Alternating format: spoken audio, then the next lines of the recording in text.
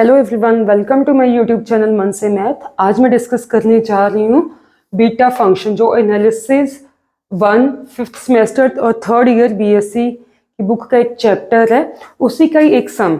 The sum is very important. Okay, sum is very important. Okay, today I am going to discuss this sum in this video.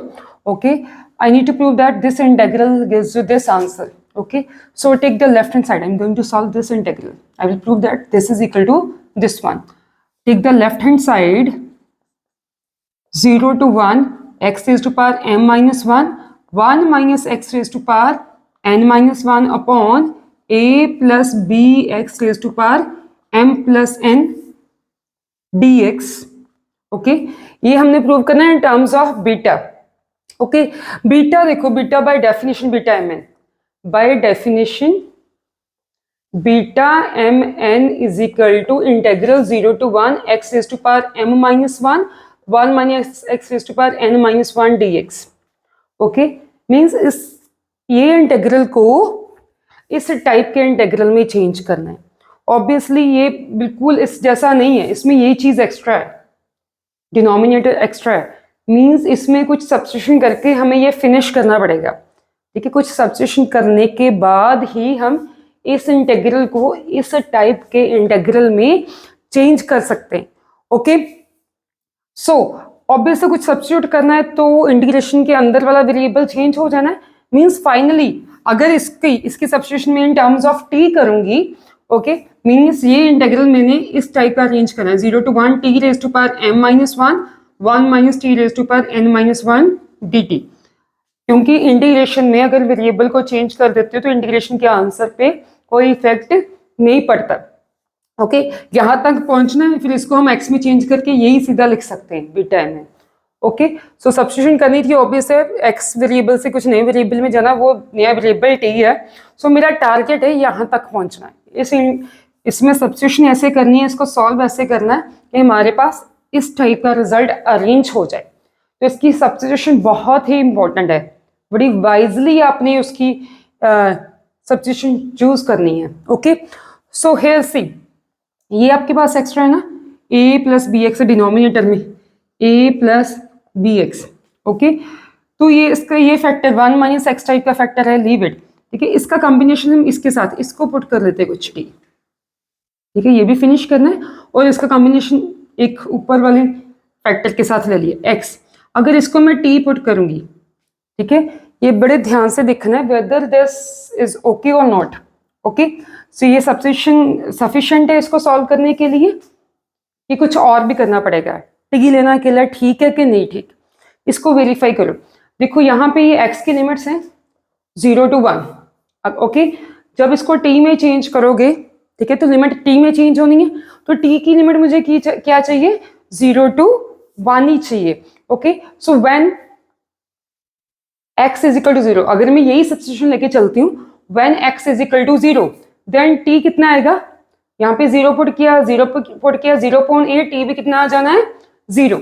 And when x is equal to 1, जब 1 put करते हो, x की जगह पे 1 put किया, 1 upon 1 plus b, means t की value कितनी आनी, 1 upon 1 plus b। But properly इसको बीटा में चेंज करने के लिए मुझे एग्जैक्टली 1 चाहिए, एग्जैक्टली 1 चाहिए। तो मीन्स t अकेला सब्स्टिट्यूट करना सफिशिएंट नहीं है। ठीक है, हियर अगर इसके नीचे यहाँ पे 1 प्लस बी एक्स्ट्रा आ गया ना, अगर t के नीचे में a प्लस बी ले लेती, मीन्स यहाँ पे भी a प्लस बी होता, तो वो हमारी कंडीशन फुलफिल हो जानी थी। Okay, t is equal to 1 वाली लिमिट, ये जो मुझे रिक्वायर्ड चाहिए, ये मेरा टारगेट है, यहाँ तक पहुंचना है। मीन्स इस इंटीग्रल को मैंने इस टाइप के इंटीग्रल में चेंज करना है, उसको देखते हुए सारी कैलकुलेशन करनी है।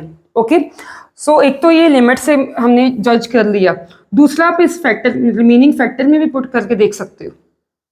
ठीक है, रिमेनिंग फैक्टर में x की वैल्यू पुट करके फिर उसको अरेंज करके देखते कि ये 1 माइनस वेरिएबल, ये वेरिएबल कैसा है जिसका कोएफिशिएंट क्या है 1, उसी टाइप में चेंज हो रहा है कि नहीं हो रहा है। ओके, तो इसमें से x की वैल्यू निकालें, ax plus B x is equal to A T plus B x t. X वाली टर्म सारी एक साइड कलेक्ट कर लो,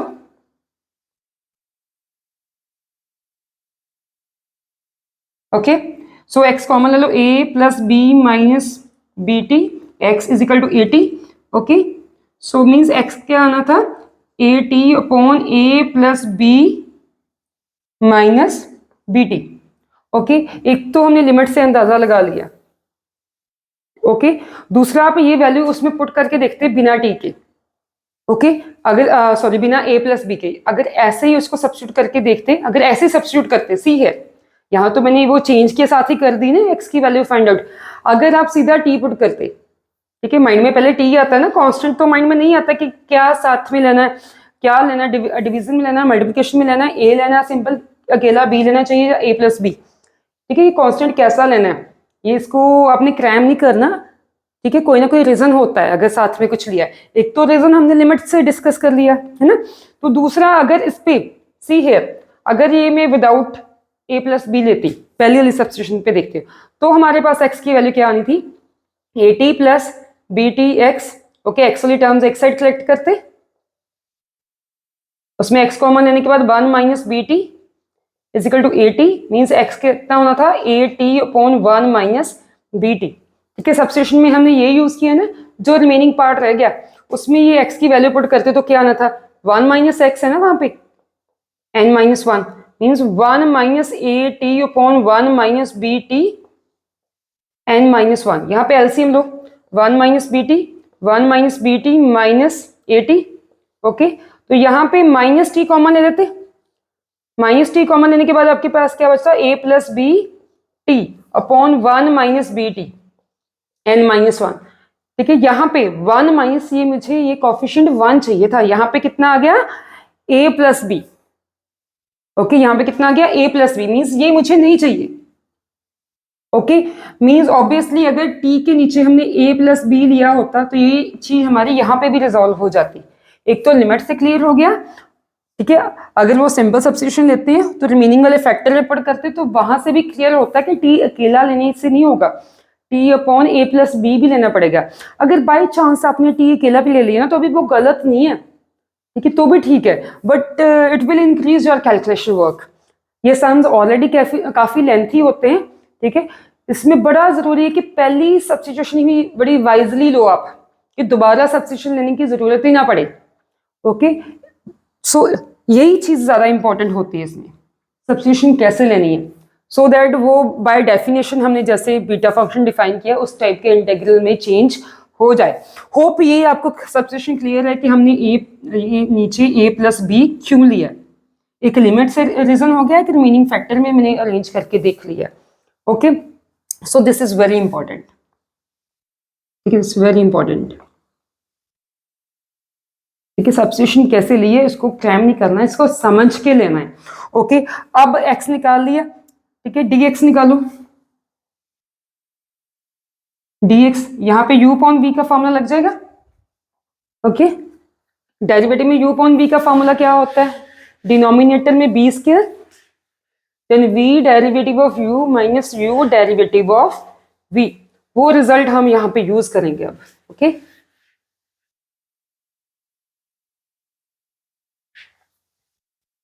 सो this is u, this is v। Okay, u upon v का हमने फॉर्मूला यूज करना है डेरिवेटिव का, differentiating both side. Okay, so v square v derivative of u, a t का derivative with respect to t a आ जाएगा, minus u derivative of v। ठीक है, a plus B minus B t का derivative क्या होगा, minus b. Okay, d t, so ये कितना आ जाएगा, d x is equal to a, अंदर मल्टीप्लाई कर तो ए कॉमन ले लो, इसमें भी है इसमें भी है ना, ए बाहर ले लो, अंदर क्या बचेगा, ए ये आपने बाहर ले लिया, a plus B minus B t, और ये माइनस माइनस प्लस, ये तो बाहर ले लिया, अंदर क्या बचा, बी टी अपॉन ए plus B minus B t square d t, b t plus minus का कैंसिल आउट हो गया। ओके, मीन्स डी एक्स कितना आया, a plus B upon A plus B minus B t square d T. Okay, ये हमें चाहिए और ये एक्स की वैल्यू हमें चाहिए। अब क्या रह गया, dx की भी निकाल लिया, x भी निकाल लिया, अब लिमिट्स t में चेंज करना है, ठीक है। सारा इंटेग्रेंट t में चेंज हो रहा है तो लिमिट्स भी t में चेंज करनी है। When x is equal to 0, okay, when x is equal to 0 then t भी कितना होगा 0, इसी में पुट करके देख लेना है। When x is equal to 1, x 1 है, 1 upon a plus B, 1 upon a plus b is equal to t upon a plus b, which implies t is equal to 1. Suppose this is 1, put all these values, this limit, this dx and x in equation number 1. Put all these values in 1. Okay?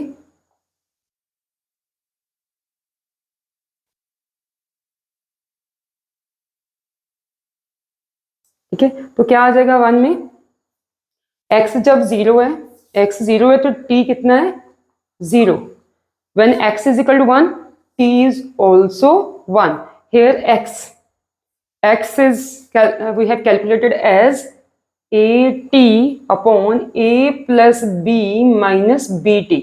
X, this is x raised to power m minus 1, m minus 1.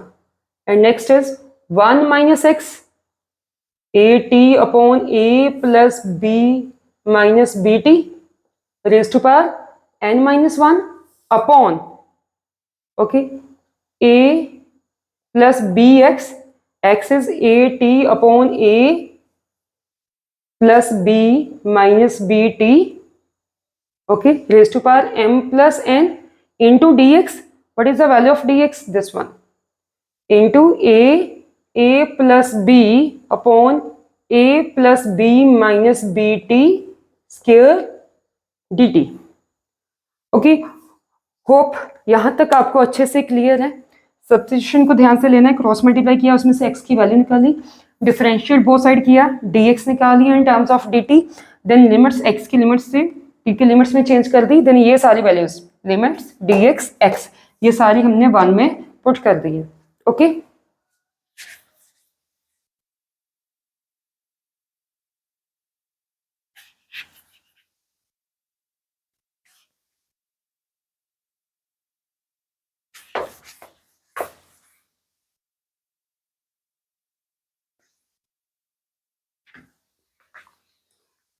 अब उसी को यहाँ पे calculate करने जा रहे हैं। Calculation थोड़ी लेंथी जानी है, वहाँ पे हो नहीं पानी। Okay, I am going to write that integral here again. Okay, 0 to 1 at, okay, ये पावर में अलग अलग लिखने जा रही हूँ। चलो पूरा लिख देती हूँ, ये सेम ही लिख देती हूँ, पहले पूरा ही मैं दोबारा यहाँ पे नोट करने जा रही हूँ। at upon a plus B minus B T raise to power m minus 1 minus at upon a plus B minus B T raise to power n minus 1 upon, ये मेन डिवाइड की line है, इसके आगे equal to आना चाहिए। Okay, A T की limits है a plus B into A T upon A plus B minus B T raise to power m plus n into A plus B upon a plus B minus B T square D T. Okay, ये सारी values जो हमने 1 में put करके निकाली, अब इसको simplify करना है जस्ट। ओके, सो यहाँ पे एलसीएम लेना पड़ेगा, इस फैक्टर में भी एलसीएम लेना पड़ेगा, और यहाँ पे पावर अलग अलग से कर दो सबकी। Okay, then you will have t is equal to, and I will write here, space utilize हो जाएगी। Okay, t is equal to 0 to 1 a raise to power m minus 1 t raise to power m minus 1 upon a plus b minus B T raise to power m minus 1। ये equal to के corresponding ये main divide line जो चल रही है, ठीक है, इसके कॉरस्पॉन्डिंग इक्वल टू के कॉरस्पॉन्डिंग होनी चाहिए। ओके, यहाँ पे एलसीएम ले लो, 1 प्लस क्या आएगा 1 और a plus B minus B t का LCM a plus B minus B t. Okay, यहाँ पे 1 है a plus B minus B t minus 80 raised to power n minus 1, and here in the denominator, see you can see here a is common in both the terms, a दोनों में आ रहा है ना, सो ए को common ले लेना है, दोनों में ए आ रहा है ना, एक तो मैंने एलसीएम भी लेना है, ओके, दूसरा मैंने कॉमन ले लेना है, ए कॉमन आ जाएगा विद पावर, पावर से ये बाहर निकाला a raise to power m plus n होके बाहर आएगा ना, और अंदर क्या बच जाएगा यहाँ पे 1 प्लस बी टी अपॉन ए plus B minus B t, अब एलसीएम ले लेते हैं बाद में, okay, m plus n, okay, into यहाँ पे क्या है a plus B upon A plus B minus B t square d T, okay.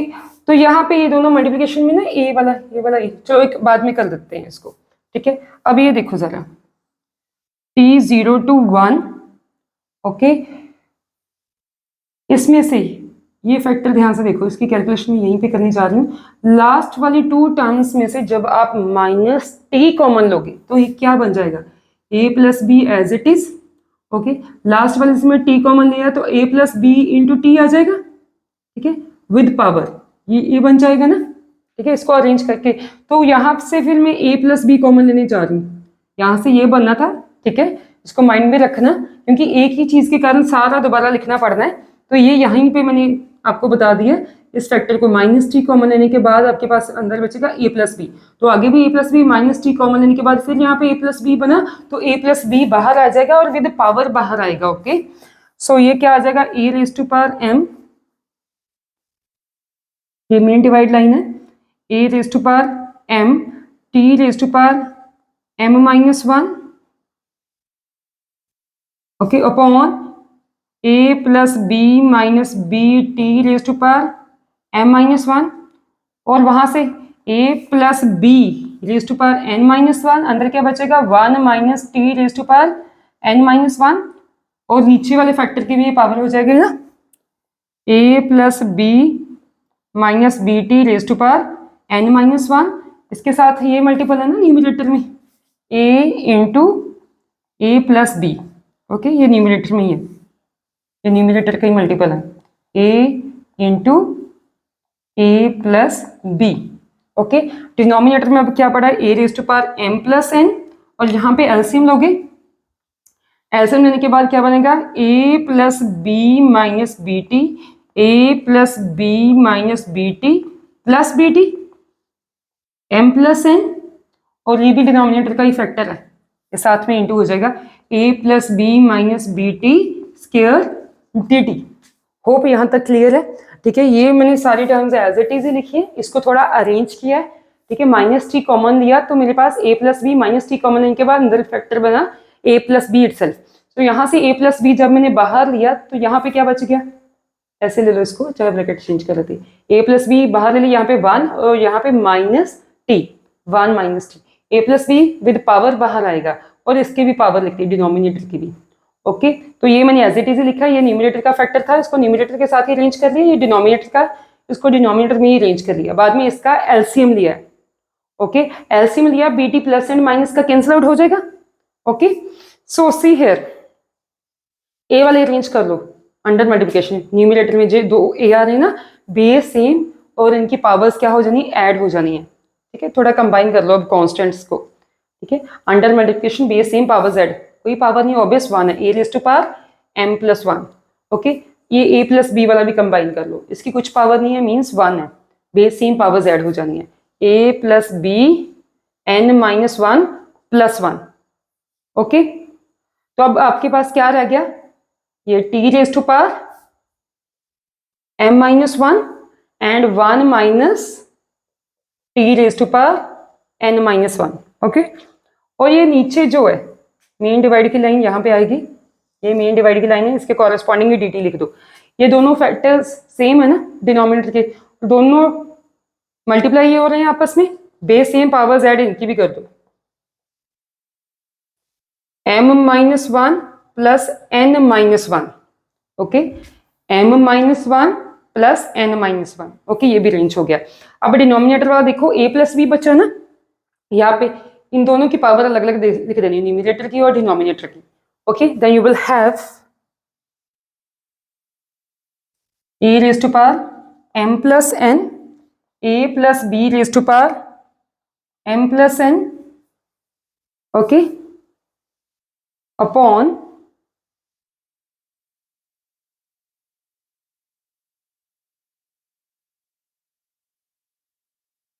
a plus b minus B T raise to power m plus n into a plus B minus B T square. Okay, I think one a कहीं पे रह गया, एक a का चक्कर है, a rest पर m plus n। Okay, यहाँ पे m माइनस वन था, यस यस, यहाँ से बेटा थोड़ी गलती होगी, यहाँ पे a raise to power m minus one है, यहाँ पे तो सारा कुछ मैंने सेम लिखा था ना, a raise to power m minus one. ठीक है, ये तो पूरा एज इट इज ही लिखा था, चेंजेस हमने इसमें की थी, ये तो पूरा एज इट इज ही लिखना था ना ये वाला यहाँ पे। ठीक है, ये वाला पूरा एज इट इज ही लिखा, चेंजेस यहाँ पे की थी, एक यहाँ पे चेंज की थी, एक यहाँ पे एलसीएम लिया था, ये बिल्कुल एज इट इज ही लिखना था। यहाँ पे m माइनस वन है, तो जब ये दोनों को कंबाइन किया, m माइनस वन पहले वाली पावर, ये प्लस वन दूसरी वाली। Okay, so hope this is clear to you up to here. Okay, अब देखो ये प्लस माइनस माइनस हो जाना है, इसको कैंसिल आउट कर देना है। ओके, लेंथी प्रोसेस है बट डिफिकल्ट नहीं है। ठीक है, थोड़ा समझ के लॉजिकली चलोगे तो आपको अच्छे से समझ भी आएगा। ठीक है, बस कॉन्सेंट्रेशन चाहिए कि कोई टर्म मिस ना हो जाए, ठीक है, कोई वैल्यू ना रह जाए, तो फुल कॉन्सेंट्रेशन के साथ करोगे तो हो जाएगा आराम से। इंटरेस्टिंग है, इंटीग्रेशन में इंटरेस्ट है तो ये आपको बड़ा अच्छा लगेगा। ओके, सो यहाँ तक I think, I hope this is clear to you. अब यहाँ से आगे कैलकुलेशन में करने जा रही हूँ, अब करना पड़ेगा।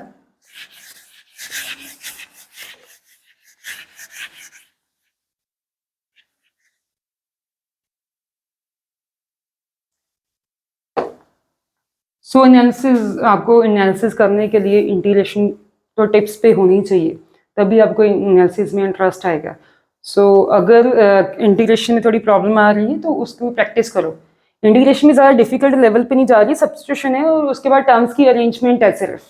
ओके, सो एक सम काफ़ी इंपॉर्टेंट भी है, इसको ध्यान से करना।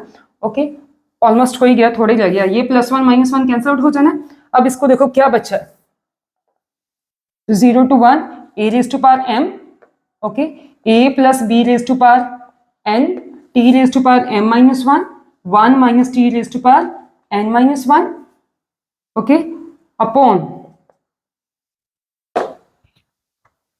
okay, इसको फिर इंटीग्रेशन में थोड़ा लंबाई कर लेती हूँ, मेन डिवाइड की लाइन यहाँ पे आ जाएगी।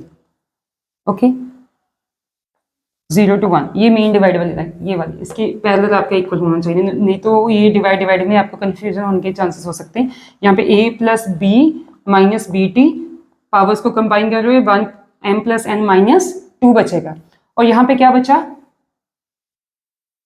a m plus n, okay, a plus B m plus n, okay, और ये वाला, ये दोनों डिवाइड में ना, ये नीचे आके माइनस हो जाएगा। ओके, अपॉन बेस से अंडर डिवीजन पावर से अट्रैक्ट हो जानी है ना, तो ये आपके पास क्या बचेगा, a plus B minus B T m plus n minus two, m plus n minus two D T. Okay, एक ऊपर है, ठीक है, एक नीचे, तो ये डिवाइड में है तो इनकी पावर से अट्रैक्ट हो जानी, इसको मैंने नीचे ले जाके माइनस कर दिया। सी, दोनों डिनोमिनेटर सेम है, ये कैंसिल आउट हो जाएंगे, ठीक है, ये एग्जैक्टली सेम आगे, दोनों कैंसिल आउट हो जाएंगे। अब आपके पास ये रहेगी पावर सॉल्व करनी। ओके, आपके पास क्या बचा, a raise to power t 0 to 1 a raise to power m, a plus b raise to power n, t raise to power m minus 1, 1 minus t raise to power n minus 1, upon a m plus n, okay, then a plus b m plus n dt। Okay, under division power subtract हो जानी है, base same under division power subtract हो जानी, then you will have t 0 to 1, okay, t raise to power m minus 1, 1 minus t raise to power n minus 1, upon a m plus n minus m, okay, then a plus b m plus n, और ये नीचे आके minus हो जाएगा minus N D T. Okay, ये M M cancel out हो ना, यहाँ पे एन एन कैंसिल आउट हो जाना है। क्या बचेगा आपके पास? A raise to power m a plus b raise to power n. Constant है, इंटीग्रेशन से बाहर लिख सकते हो। ठीक है, 1 a raise to power n a plus b raise to power m. Integration के अंदर क्या बचा? T 0 to 1 t raise to power m minus 1 minus t raise to power n minus 1 d t. ये क्या बन गया itself? Beta M N. Okay, by the definition you can equate. ठीक है, वेरिएबल का कोई फर्क नहीं पड़ता जहाँ पे, चाहे आपने एक्स लिखा है, चाहे वाई लिखा है, चाहे टी लिखा है, कुछ भी हो। Okay, so this is equal to a 1 a raise to power n a plus b raise to power m. This is beta M n which is equal to right hand side. Okay, a plus b raise to power m a plus b raise to power m a raise to power n a raise to power n beta m. Okay, so इसको काफ़ी interest से करना, concentration से करना। Okay, ये बिल्कुल भी difficult नहीं है। ठीक है, ये सिर्फ आपकी पेशेंस चाहिए सॉल्व करने के लिए, और ये कंसंट्रेशन चाहिए। ओके, लेंथी है थोड़े बहुत बट इजी है। ठीक है, इंटरेस्टिंग भी है। Hope whatever I have explained for this sum that is clear to you. Thanks for watching the video.